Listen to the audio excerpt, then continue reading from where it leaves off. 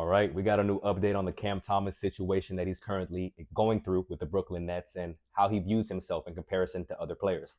Cam Thomas reportedly believes he shouldn't be viewed as a lesser player than Tyler Herro, RJ Barrett, or Emmanuel Quickley.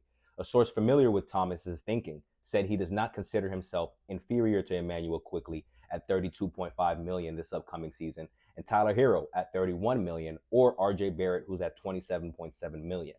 I understand it, and I don't think Cam Thomas is far off from those players, but you have to look at the whole picture. What teams have the cap space to give him the type of deal that he wants this free agency? Not many teams, pretty much none. The only team that really has the cap space to give him that kind of deal, ironically, is Brooklyn.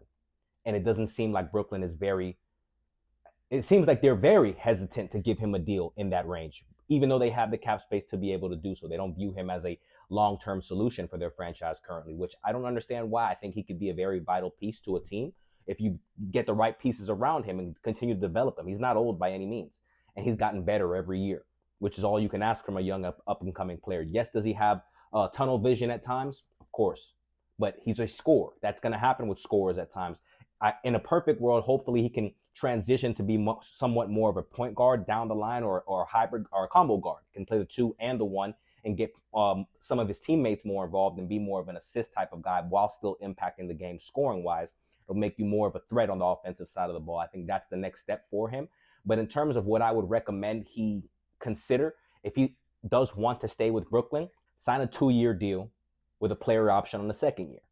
That way, if you ball out this next season, you can hit free agency. You'll have the ball will be in your court again. I don't know how likely Brooklyn is to give you a deal of that nature, but you don't want to sign a long-term deal with the amount of money that you know you're not going to be satisfied with. If anything, you can bite the bullet on a short-term deal so you can hit free agency quicker and bet on yourself and then try to get more security long-term.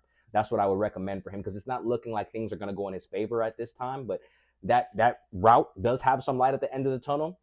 I just don't think Brooklyn is doing right by him, because it's not like he's a terrible player. He's a very good player, and he's gotten better every year. Yes, does he have his flaws? Every player does. But I think they should be cherishing him more than they seem to be at this current moment. But in terms of these three players he's comparing himself to, I think he's better than Quickley. RJ Barrett is debatable, because some would say maybe RJ is more he's more capable on the defensive side of the ball just due to his stature and the wingspan that he has. He can guard multiple positions. And on offensive side, there's not a drastic difference between the both of them. And then with Tyler Herro, yeah, Tyler Herro's probably a little bit better than him because he has a tendency to be more efficient and he's a capable passer. But I don't think they're far off as players. Brooklyn, get it together. Cam, I hope you end up with a good deal of your liking.